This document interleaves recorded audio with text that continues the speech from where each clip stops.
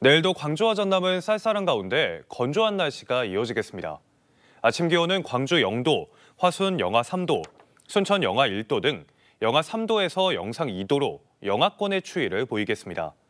한낮에도 광주 10도, 목포 9도, 순천 11도 등 8도에서 12도로 평년보다 5도가량 낮겠습니다. 전남 동부권을 중심으로 대기가 건조한 가운데 초속 15m 이상의 강한 바람도 예상돼 산불과 화재 예방에 유의가 필요합니다. 전라남도와 전라북도가 목포에서 군산까지를 잇는 서해안철도 건설을 위해 손을 맞잡았습니다. 서해안철도는 지난 10년 동안의 노력에도 국가철도망 계획에 포함되지 않아 왔는데요. 호남 서해안은 해상풍력 활성화가 예상되고 산과 바다 등 천혜의 관광자원을 갖췄다는 점에서 철도 건설이 시급한 상황입니다. 강동일 기자의 보도입니다. 목포에서 군산까지 110km를 철도로 연결하기 위해 전남과 전북이 함께 나섰습니다. 호남 서부철도망은 수도권에서 연결되는 서해선과 천안에서 시작되는 장항선이 군산에서 끊겨 국가철도망에서 소외돼 왔습니다. 목포에서 군산에 이르는 서해안 축이 완성이 되면은 우리나라가 U자형 철도망이 동해, 서해, 남해를 다 아우르는 U자형 철도망이 완성될 수 있다. 호남 서해안은 미래 에너지인 해상 풍력을 활용한 AI 슈퍼 클러스터 허브와 2차 산업단지의 최적지로 꼽히고 있습니다. 산과 바다가 어우러진 천혜의 관광자원도 풍부합니다. 무안국제공항을 비롯해 새만금공항 등 공항시설도 갖춰질 예정이어서 관광객 증가가 예상됩니다.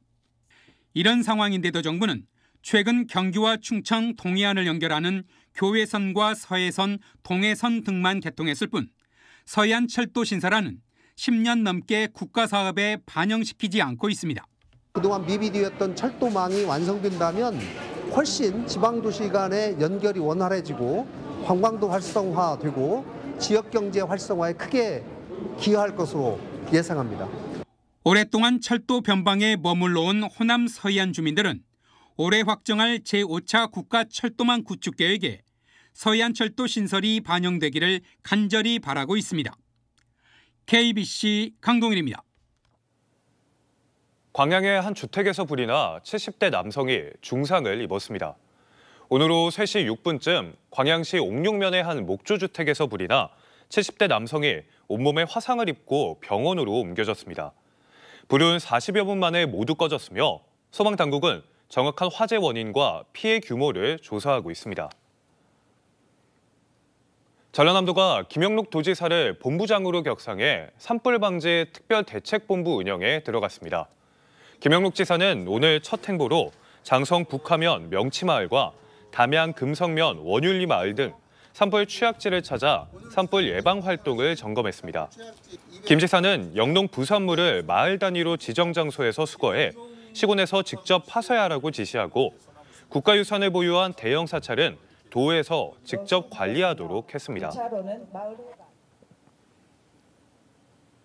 커뮤니티 시설을 공동 이용하고 있는 아파트 단지 사이에서 갈등이 빚어지고 있습니다. 체육시설을 갖춘 단지는 이웃단지 주민들의 출입을 막고 있습니다.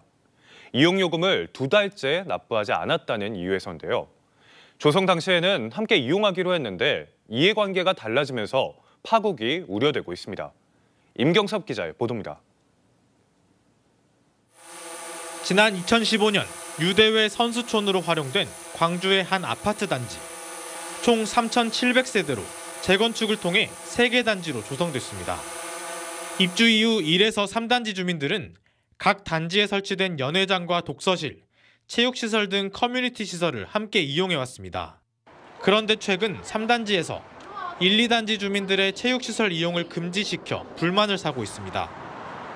골프 같은 경우 3번 정도, 헬스는 거의 3, 4회 정도 주중에 이렇게 이용을 했죠. 지금 전혀 이용을 못하고 있습니다. 갈등은 이용요금 체계 개편에서 비롯됐습니다. 지난해 10월 3단지는 커뮤니티 시설 공동운영위원회를 탈퇴한 후 세대당 공동분담에서 이용자 부담을 높이는 안을 단독 처리했습니다. 1, 2단지는 이용자 부담이 배 이상 커지는데 의견을 묻지 않고 일방적으로 개편했다고 반발했습니다. 주민들이 다 같이 고민하고 결정해야 하는 이 의사결정 과정을 독단적으로 처리해버렸기 때문에 저희는 이 시설에 대한 운영비를 더 이상 지급할 수 없다는 결론에 이른 결정을 내렸고요. 3단지는 1, 2단지에서 2달째 사용료를 내지 않아 이용금지는 불가피한 조치라고 주장했습니다. 또 소유권과 운영권은 법적으로 3단지에 있고 주민투표를 거치는 등 적법하게 진행했다고 설명했습니다. 이용료를 납부하지 않는다고 하는 것은 어떠한 이유로도 이해가 될 수 없는 사안이고 우리 3단지 주민들도 그 부분은 이해할 수 없었던 결국은 1, 2단지에서 협의체를 만들기로 합의했던 사항을 파기를 한 것이다 이렇게 생각을 합니다. 주민 편의를 위해 설치된 커뮤니티 시설. 대규모 재건축으로 나타난 새로운 운영 방식이었지만 단지 간 이해가 엇갈리면서 파국으로 치닫고 있습니다. KBC 임경섭입니다. 구명조끼는 해양 사고가 발생했을 시 생존율과 구조율을 크게 높여주는 바다 위의 안전벨트 같은 존재인데요. 실제로 최근 5년간 해양 사고로 사망하거나 실종된 사람 가운데 81%는 구명조끼를 착용하지 않았던 것으로 조사됐습니다. 박성호 기자의 보도입니다. 높은 파도가 치는 바다 상황을 재현한 수영장에 2개의 인체 모형을 넣습니다. 한쪽 모형에는 구명조끼를, 다른 한쪽에는 아무것도 입히지 않았습니다. 아무것도 입지 않은 쪽은 20초 만에 가라앉았지만 구명조끼를 입은 쪽은 파도를 타며 끝까지 버팁니다. 구명조끼는 단순히 물에 가라앉는 것을 방지하는 것뿐만 아니라 체온 유지에도 도움을 줘 해양 사고 시 생존율을 크게 높이기도 합니다. 낮은 수온이나 이럴 때는 이 구명조끼를 입은 거와 안 입은 거는 큰 차이가 있는데요. 지금 현재 여기도 13도입니다. 13도에서는 1시간을 버티기 힘듭니다. 그런데 구명조끼를 입으면은 그 배로 버틸 수가 있습니다. 이처럼 구명조끼의 효용성은 이미 널리 알려져 있지만 현장에서는 여전히 착용이 일상화돼 있지 않습니다. 조업을 하는데 불편한 데다 사고도 나지 않을 것이라는 방심이 더해진 탓인데 고스란히 치명적인 인명사고로 이어집니다. 해양교통안전공단의 조사에 따르면 해양사고 사망, 실종자 10명 중 8명이 구명조끼를 입지 않은 것으로 조사됐습니다. 2020년부터 2022년까지 3년간 어선원의 산업재해율은 4.3%로 건설업 1.17%의 4배에 육박합니다. 사고가 꼭 나한테는 일어나지 않을 거라는 그런 또 아니라는 생각도 조금 많이 가지고 있는 것 같습니다. 구명조끼 착용을 의무화하는 어선안전조업법이 국회에서 발의된 상태이지만 그보다 먼저 어업 현장에서 구명조끼 착용 문화가 정착되는 게 시급해 보입니다. KBC 박성호입니다. 4.2 재보궐선거 사전투표에서 담양과 고흥의 투표율이 40%에 육박하며 뜨거운 열기를 보였습니다. 중앙선관위 선거 통계 시스템에 따르면 더불어민주당 이재종 후보와 조국혁신당 정철원 후보가 맞붙은 담양군수 재선거 사전투표율은 이틀간 37.92%를 보였고 민주당과 무소속 후보가 경쟁하는 고흥군 의원 재선거 사전투표율은 39.76%를 기록했습니다. 4.2 재보선 본투표는 다음 달 2일 오전 6시부터 오후 8시까지 진행됩니다.